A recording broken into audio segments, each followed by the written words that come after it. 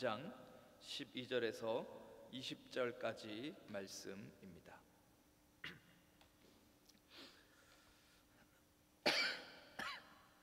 요한복음 13장 12절에서 20절까지 말씀 제가 읽도록 하겠습니다. 그들의 발을 씻으신 후에 옷을 입으시고 다시 앉아 그들에게 이르시되 내가 너희에게 행한 것을 너희가 아느냐? 너희가 나를 선생이라 또는 주라 하니 너희 말이 옳도다. 내가 그러하다. 내가 주와 또는 선생이 되어 너희 발을 씻었으니 너희도 서로 발을 씻어주는 것이 옳으니라. 내가 너희에게 행한 것 같이 너희도 행하게 하려 하여 본을 보였노라. 내가 진실로 진실로 너희에게 이르노니 종이 주인보다 크지 못하고 보냄을 받은 자가 보낸 자보다 크지 못하나니 너희가 이것을 알고 행하면 복이 있으리라. 내가 너희 모두를 가리켜 말하는 것이 아니니라. 나는 내가 택한 자들이 누구인지 알미라. 그러나 내 떡을 먹는 자가 내게 발꿈치를 들었다 한 성경을 응하게 하려는 것이니라. 지금부터 일이 일어나기 전에 미리 너희에게 일러둠은 일이 일어날 때에 내가 그인 줄 너희가 믿게 하려 함이로라.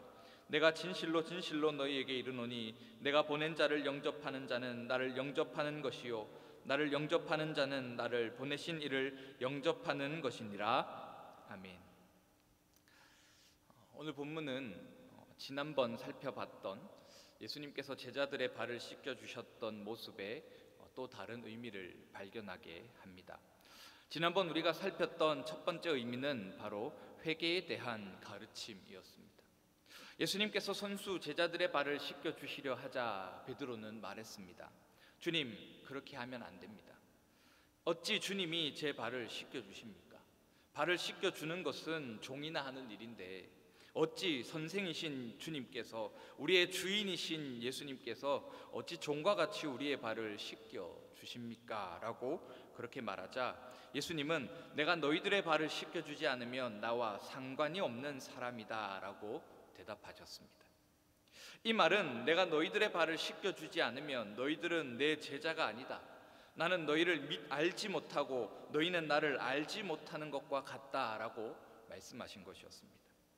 이 말을 들은 베드로는 주님, 그러면 제 발뿐만이 아니라 저의 몸도 얼굴도 손도 모든 것을 다 씻겨주십시오라며 다급히 말했습니다. 예수님께서는 이미 목욕한 사람은 발만 씻으면 된다 말씀하시며 베드로와 그의 제자들을 향해서 한 사람을 제외하고 모두가 다 깨끗하게 되었음을 알려주셨습니다. 바로 예수님과 베드로의 대화를 통해서 우리는 회개의 의미를 살폈습니다. 전체를 다 씻어달라고 말하는 베드로를 향해서 이미 한 번 씻은 사람은 발만 씻으면 된다는 예수님의 대답은 단회적인 회개와 다회적인 회개의 관계를 설명하고 있는 것이었습니다. 단회적인 회개와 다회적인 회개가 복잡하고 어려워 보이지만 이는 우리에게 그대로 녹여져 있는 것입니다. 예수님을 영접한다는 것이 무엇이겠습니까? 예수님을 영접한다는 것은 예수님께서 나를 위해서 십자가에 달려 죽으셨음을 믿게 되는 것입니다. 그런데 예수님께서 나를 위해서 죽으셨음을 믿게 되기 위해서 우리는 단회적인 회개를 경험해야 합니다. 왜냐하면 내가 죄인임을 깨닫고 내가 죄인임을 보아야만 우리는 예수님의 십자가가 필요하게 되고 예수님의 십자가가 은혜로서 우리에게 다가오기 때문입니다. 그래서 세상 사람들은 자신들이 죄인임을 깨닫지 못하기에 자신은 법도 잘 지키고 윤리적으로 큰 문제도 없으니까 죄인이 아니다라고 생각하기에 예수님을 필요로 하지 않습니다. 예수님의 십자가가 그들의 삶에 보여지지 않는 것이죠. 따라서 단회적인 회개라는 것은 내가 죄인 되었음을 깨닫는 것을 의미하고 내가 죄인 되었음을 깨닫게 되었을 때 우리는 우리를 대신해서 죽으신 예수님의 십자가 앞에서 십자가 위에서 흘리신 예수님의 피를 바라보며 은혜를 누리고 사랑을 누리며 우리의 모든 것이 바뀌는 기적을 경험하게 되는 것입니다. 그리고 단회적인 회개를 통해서 나의 죄인됨을 깨닫고 나를 위해 십자가에 달려 죽으신 예수님을 만난 사람은 몸이 깨끗함을 입은 사람입니다. 그렇기 때문에 이제 단회적인 회개를 경험한 사람은 나의 존재가 죄인임을 기억하게 됩니다. 내 존재 자체가 죄로 가득 차 있음을 매일매일 바라봐야 한다는 것입니다. 그런데 매일매일 나의 죄인됨을 바라볼 때에 어떻겠습니까? 말씀을 집어들고 읽을 때마다 말씀 앞에 비친 내 모습이 죄악들로 가득하다면 어떻겠습니까? 자괴감이 들 것입니다. 내가 예수님의 핏값을 치르고 구원을 얻었는데 구원 얻었다고 하는 우리의 삶이 개차반과 같다면 얼마나 부끄럽고 얼마나 민망하겠느냐라는 것이죠. 하지만 다행히도 예수님께서는 그런 우리를 너무나도 잘 아셨습니다. 그런 제자들을 너무나도 잘 아셨기에 예수님께서는 발을 씻겨주시면서 회개한 자들로서, 예수님을 영접한 자들로서 여전히 육신 가운데서 죄를 지을 수밖에 없는 우리의 연약함을 위해서 매일 발을 씻는 것으로 표현된 다회적인 회개를 가르쳐 주신 것입니다. 이것이 바로 예수님께서 제자들의 발을 씻겨주신 것의 첫 번째 가르침이었습니다. 그리고 우리는 예수님께서 제자들의 발을 씻기신 장면 뒤에 이어지는 오늘 본문을 통해서 두 번째 가르침을 배우게 됩니다. 오늘 본문은 예수님께서 그들의 발을 씻으신 후에 옷을 입으시고 다시 앉아 그들에게 이르시되라는 12절 상반전 말씀을 통해서 첫 번째 가르침의 연속선상에서 오늘 본문이 행해지고 있음을 보여줍니다. 그러면서 특히나 예수님께서는 12절 하반절에서 내가 너희에게 행한 것을 너희가 아느냐라고 제자들을 향해서 질문하시면서 예수님께서 제자들의 발을 씻기신 이유를 통해서 예수님께서는 제자들에게 두 번째 가르침을 주시려 하고 있다 하는 것입니다. 그런데 예수님께서 제자들을 향해서 12절에서 내가 너희에게 행한 것을 너희가 아니라고 질문하신 것과 또한 그 이하에 기록되고 있는 13절에서 16절에서와 같이 제자는 스승을 넘지 못하고 종은 주인보다 크지 못한 것과 같이 너희는 내 말을 지켜 행해야 한다라고 말씀하신 것을 미루어 볼 때 제자들이 예수님의 가르침을 제대로 깨닫지 못했고 따라 행하지 못했다는 것을 반증합니다. 그러니까 베드로가 예수님께서 자신의 발을 씻겨주시려 하실 때 예수님께서 지금까지 행하셨던 일들을 바라보면서 예수님께서 의도하신 바를 캐치해내었다면 베드로는 예수님께서 자신이 행하신 것처럼 너희도 행해야 된다라고 말씀하시지 않았을 것이라는 겁니다. 예수님의 말씀을 미루어 볼 때 지금 베드로를 비롯한 예수님의 제자들 전부가 자신들이 예수님의 제자로서 예수님께서 행하시는 것을 따라 행해야 하는 자들임이라는 그 기본적인 사실조차 모르고 있다는 말과 같습니다. 오랜 시간 예수님을 쫓아다녔지만, 예수님을 선생님이라 주인이라 부르면서 쫓아다녔지만 제자들은 자신들이 제자로서 무엇을 해야 하는지, 제자라는 것이 무엇인지를 제대로 알지 못하고 그저 쫓아만 다녔다는 말입니다. 아주 순백한 백치미로 무장한 채 예수님이 따르라 하시니 따랐고 뭔가 크고 놀라운 일을 일으키시니까 신기해서 우아하면서 따라다녔다라는 것이죠. 만약 제자들과 베드로가 예수님을 제대로 쫓아다녔다면 적어도 우리 예수님은 가난하고 헐벗은 고아와 과부들과 함께 하시고 주변에서 소위 죄인이라 불려지는 자들과 함께 하시는구나, 그들을 부지런히 섬기시는구나. 근데 왜 예수님은 가난하고 헐벗은 고아와 과부, 죄인이라 불려지는 세리들과 함께 하셔야 하는가라는 의문을 가졌어야 한다는 것입니다. 우리 예수님은 능력도 많으시고 죽은 사람도 살리시고 물도 포도주로 바꾸시는 그런 놀라운 분이신데 왜 예수님은 세상에서 인정받는 자리를 버리시고 아무도 몰라주는 자리로 내려가시는가라는 의문을 가지고 예수님의 삶을 바라보았어야 한다 하는 것입니다. 하지만 베드로를 비롯한 모든 제자들은 예수님이 왜 낮고 낮은 자리로 내려가시지라는 의문을 품지 않았습니다. 그렇기 때문에 자신들을 제자로 부르신 예수님의 의도를 알고자 하지 않았기 때문에 베드로는 예수님, 내 발을 씻겨서는 안 됩니다. 그거 종이나 씻겨주는 행위를 어찌 선생이신 예수님이, 어찌 높은 자리에 앉아 있어야 할 예수님께서 그것을 하십니까? 라고 말한 것입니다.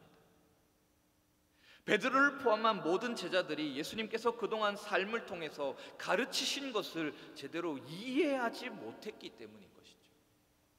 베드로를 비롯한 모든 제자들은 자신들이 제자로서 살아간다는 것이 무엇인지, 또 자신들이 예수님의 제자로서 무엇을 해야 하는지를 몰랐습니다. 예수님이 자신들을 왜 부르셨는지도 제대로 이해하지 못하고 있었습니다. 그렇게 예수님께서 왜 자신들을 제자로 부르시고 예수님의 제자로 부름받은 자신들이 무엇을 행하며 무엇을 위해 살아가야 하는지도 몰라 할 때에 예수님은 오늘 본문을 통해서 가르쳐 주시는데, 이것이 바로 두 번째 가르침입니다. 예수님의 두 번째 가르침은 크게 두 가지로 볼 수 있습니다. 첫째는 내가 진실로 진실로 너희에게 이르노니 종이 주인보다 크지 못하고 보냄을 받은 자가 보낸 자보다 크지 못하니라는 16절 말씀입니다. 16절 말씀은 하나님께로부터 보냄받은 예수님의 모습, 그러니까 보내신 하나님과 보냄받은 예수님의 관계 속에서 보내시는 예수님과 보냄받게 될 제자들의 모습을 유추하도록 합니다. 예수님께서 이 땅에서 높은 자들과 부자들, 영향력이 많은 사람들과 함께 하지 않으시고 고아와 과부들, 죄인이라 불리는 세리들과 함께 하시며 그들과 함께 식사하신 것은, 그들과 함께 동고동락하신 것은 예수님의 뜻이 아니라 예수님을 보내신 하나님의 뜻이라는 것이죠. 예수님인들 왜 모르셨겠습니까?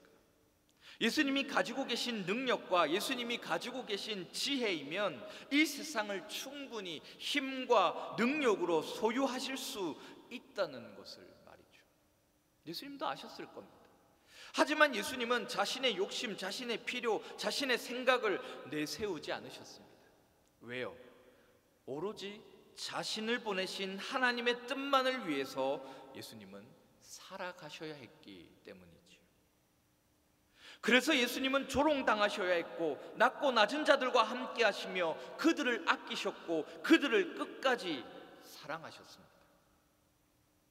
따라서 16절을 통해서 제자들은 예수님께서 지금까지 살아오신 삶의 모습을 재발견하게 되어집니다. 아, 예수님께서 못하셔서 그런 게 아니구나. 충분히 하실 수 있고 아주 거뜬하게 그냥 눈 감고도 하실 수 있는 일임에도 하나님의 뜻이 아니었기에 예수님은 절제하셨고 인내하셨구나라는 것을 말이죠. 그리고 이런 예수님의 모습은 예수님께서 제자들의 발을 씻기신 이유가 하나님의 뜻이라 설명합니다. 사실 당시 스승과 제자의 관계를 생각해 보면 제자가 스승의 생활을 책임져야 하는 시대입니다.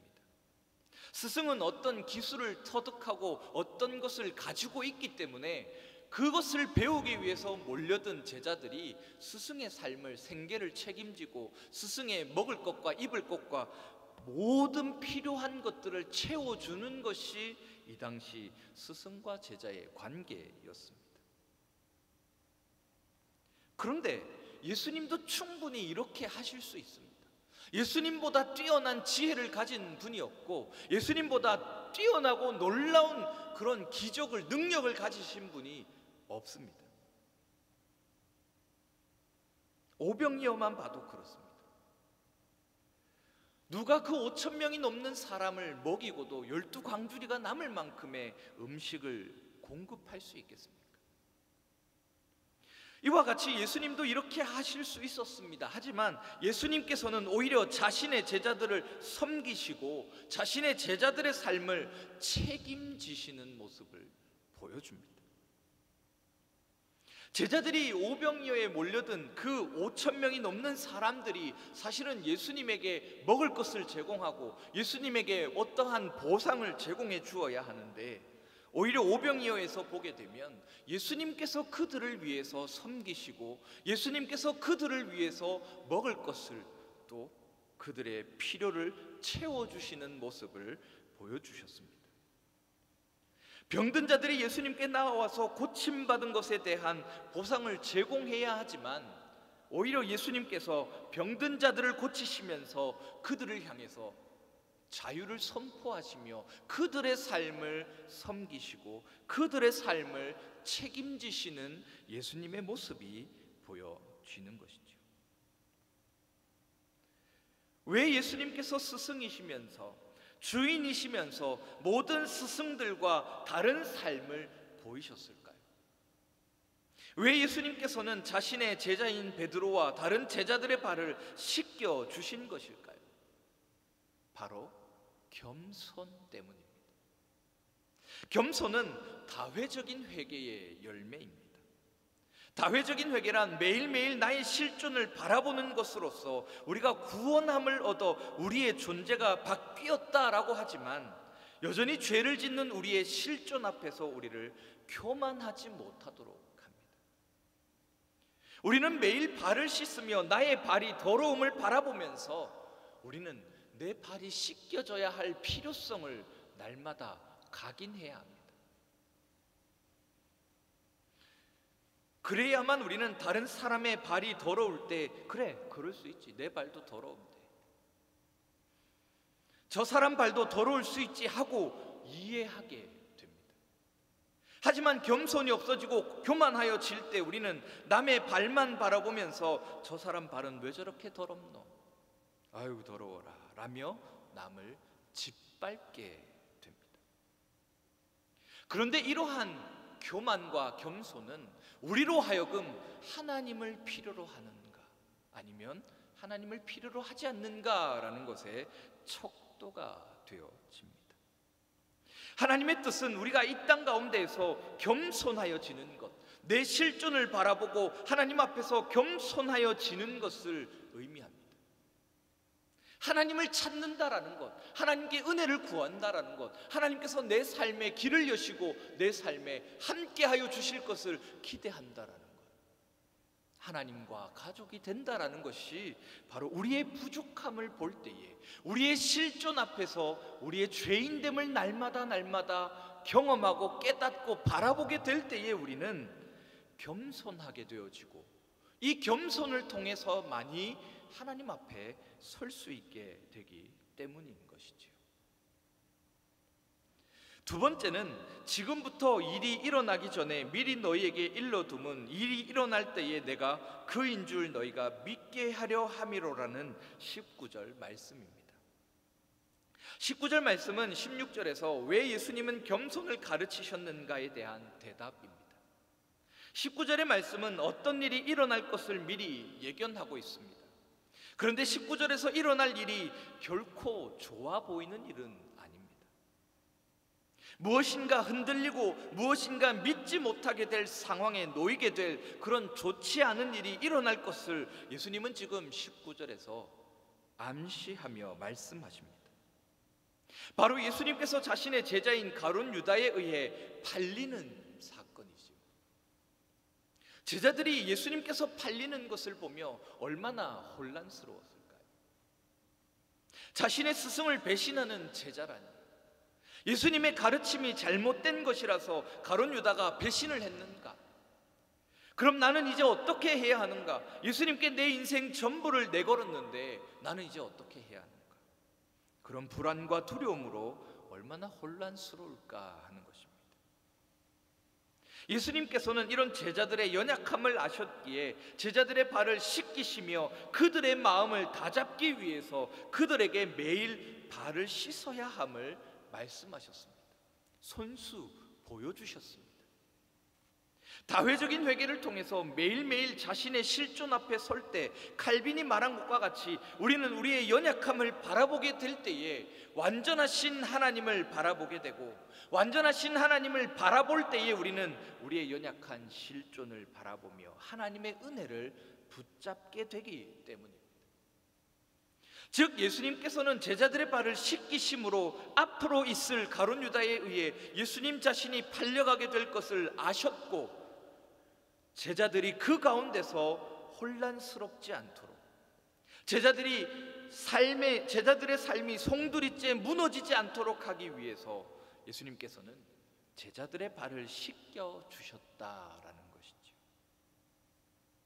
그러면서 예수님은 제자들에게 겸손을 가르치시며, 예수님은 하나님을 찾도록 하기 위해서, 하나님을 붙잡고 살아가도록 하기 위해서, 하나님의 은혜를 날마다 누리며 하나님의 사랑 안에서 복 있는 삶을 살도록 하기 위해서 제자들에게 매일매일 발을 씻어야 함을, 그들의 연약한 실존 앞에서 하나님을 우러러 보도록, 자신들의 연약함을 보면서 하나님 앞에서 교만하지 않고 겸손한 자들이 되도록 그들의 발을 씻기시며 그들에게 겸손을 가르치셨다 하는 것입니다.